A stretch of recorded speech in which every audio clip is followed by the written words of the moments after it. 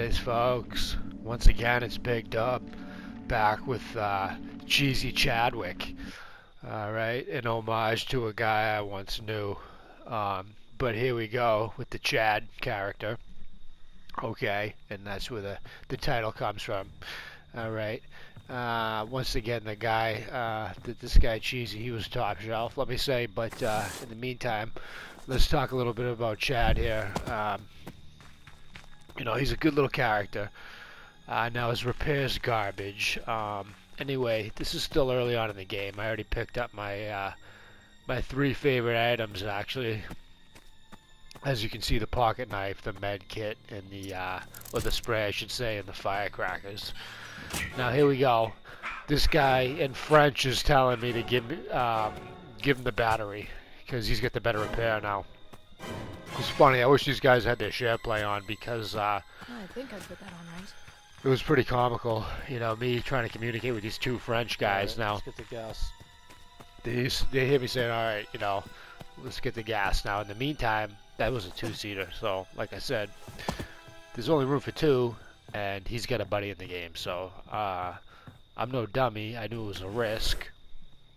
I was hoping to get out of here there fast. Now here we go. I'm trying to make a decision. Do I take the second pocket knife? Pocket knife right here.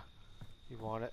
And I think Yeah. I can't remember exactly what transpires, but like I said, this is an ad lib one. I believe I swap out. I can't remember, so then I'm rocking two pockets. Now essentially, you'll see how things play out. I do utilize one. I know that, and the other, I believe I swap back out for the med kit later on, but inventory management is key. You only got 3 slots. Now, like I said, my favorite ones are, having one of each, which is firecracker, med spray, pocket knife. But I decided to carry the second pocket knife because I just had a feeling it's going to be that type of game. But in the meantime, here we go. He's trying to bang down the door, and I made my escape out the back. Now, in the meantime, here it is to where It started. an actual fourth party, besides the two Frenchmen, starts the car, and one of the Frenchmen jumps in and says adios to his buddy. Okay, except You're he an says in asshole. French, he says bon voyage. All right. I dare you hear me saying you're an asshole. Like, I'm the one that found the battery and fucking brought it to the car and all that. And he fucking leaves with this chooch. Long story short, now we're basically stuck. There's only probably 3 or 4 left. I decide to go for the med kit. So I switch back for the med kit because in this main lobby, with the med kit, it's an option that you can jump out the top lodge, or the top floor I should say, and then be able to heal yourself. Now keep in mind, if you have thick skin with the character and it's a good enough perk, if it's a strong enough one, then you can survive as well, which is key. But Chad, the way I play Chad, he I don't have the thick skin. I essentially go with preparedness. Start with the map, minimize fear. Now basically Jason's right on me, and Chad's fear is high, so I go with perks that are going to help minimize that fear. I believe I even use Night Owl, and like I said, when I say the strength of the perk, I'm talking about epic, legendary, common, and what have you, different levels of strength within the same perk, and that's what this game's about, is trying to build up your characters or your perks. Now, the reason I'm comfortable playing random is I have all my accounts are set with the perks the way I want, and essentially as I gain more XP, I just try and build my perks stronger. But in the meantime, I'll do an episode on that later. Let's get back to the gameplay. I'm trapped up, basically. I'm not sure exactly where Jason is. I know he's up here now. Watch this. Oh shit! No! Here's where the firecrackers come in. Alright. Save my tail. And I get, well, the getting's good, basically. Now I should have picked up the flare gun, but as you can see, my priority was to try and fix the phone, and I figured the firecrackers might buy me enough time to fix this phone, because you know, another player had initially started it. I heard Jason destroy it as the player was trying to make the call. This is the other French guy I'm talking about that I'm playing with. He's telling me, did you fix it? I'm like, yeah, make the call. Call. See? Here, call.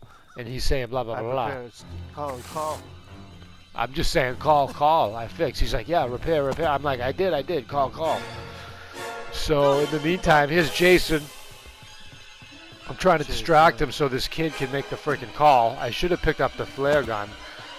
But like I said, I actually panicked. As you can see, Chad's fear is high.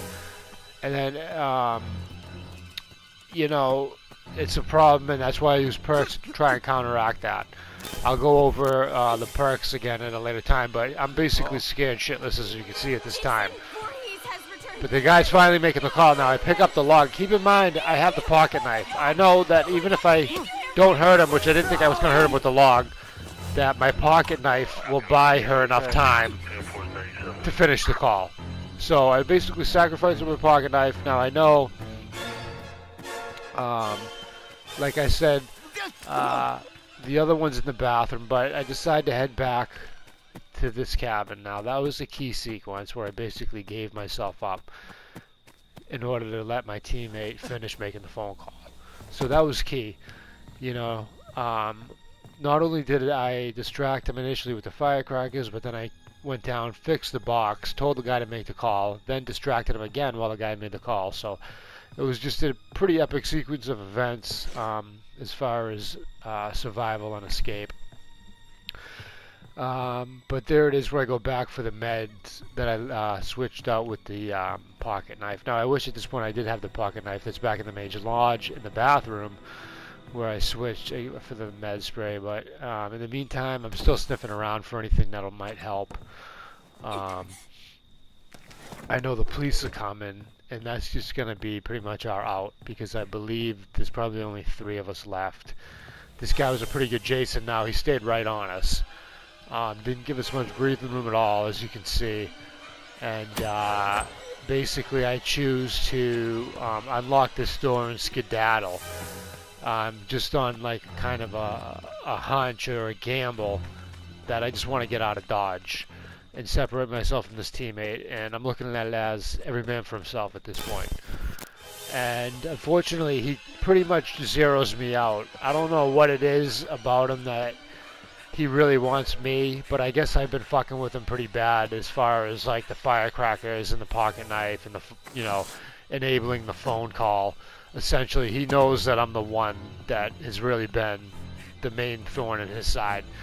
So he's after me with a vengeance, and I'm just trying to stay alive for another 3 minutes until the police arrive.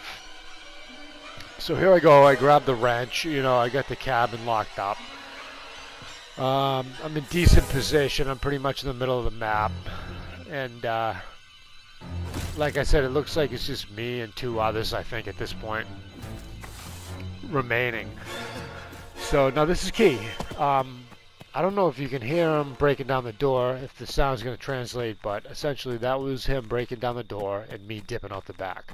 Now that's the second time that I pulled that maneuver on him, you know, in this particular game. I decided to get south, and I'm going to put up a stand there because I'm pretty close to where the police are going to be. They're either going to come left or right. So, but they're definitely coming on the south end of the map. So I migrate to the middle south of the map in anticipation of the police. Now I can hear the music. He's still on me. I just can't shake him, and I decide to fortify up.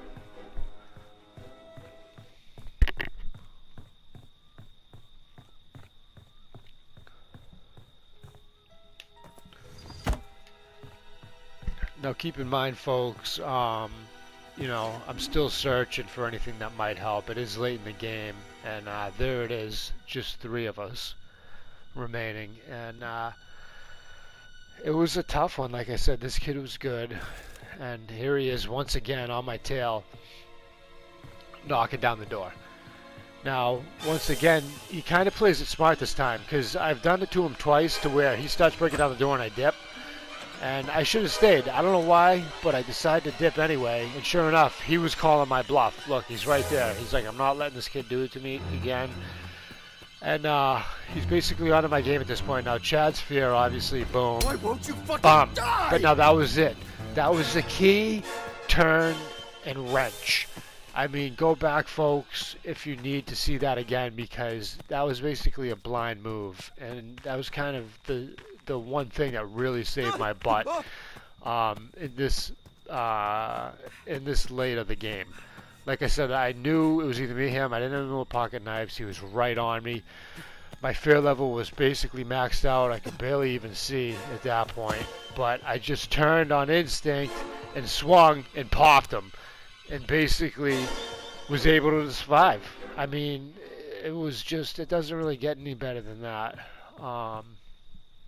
Like I said, I have to go back and actually watch that again myself, because it was pretty impressive. I remember when I did it, I think at that point I decided that there was a potential that I might post this video, just with all things combined as far as, utilizing all aspects. And look, he's still on me. He's still on me, and he's going to be pissed at this point. But once again, I decided to use the dipperoni out the back. Which again is a gamble. Keep in mind, I don't have any firecrackers, I don't have a pocket knife. If he gets close to me, there is not much I can do. Now, like I said, the Chad's character strength isn't all that great, and so to catch him with a pipe wrench like that is no easy task.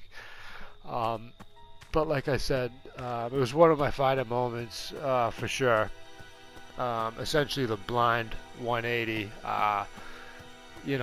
bop on the head. So once again, bought me enough time to kind of square it away. And then I gave him the dip again. I think that was for the third time. It was the fourth attempt. The third time is when he actually called my bluff, and I think again there, and I'd have to go back, but he only gave 2 swipes at the door, so again he was trying to flush me out a window and catch me off guard. But like I said, I just was one step ahead of him, and was able to survive on to the next cabin, which, like I said, my players, or my fellow players, have been playing smart, and most cabins that I frequented this late in the game had been fortified already, which is key, and I do the same thing. Early in the game I like to fortify cabins as I go, only because you never know when you might have to be hopping back through a window, and trying to survive from Jason, so it comes in handy just to have those cabins already fortified. Now, here I make a conscious decision, like, I'm just going to try and give him the slip. You know what I mean? Like, he's kind of preoccupied with this one other player off to the side. And, the good thing about Chad, he's got good stamina and good speed. His luck is top too, so that comes in handy in a lot of different ways, and I'll touch on that in a later episode as well. But, like I said, Cheezy Chadwick. Just a good all-around character, and a handsome fella at that, So, anywho, it's basically winding down. As you can see, it's kind of anticlimactic. I don't want to spoil it, but basically he's preoccupied off to the side with another player down that path. And that basically gives me the opportunity to give him the slip. Pretty simple equation. Like I said, a little bit of a mixed bag gameplay. A little bit of everything. Firecrackers, pocket knife, pipe wrench, basically whatever it takes to survive. Once again, Cheezy Chadwick making it happen. What can I say? Big Willie, signing off.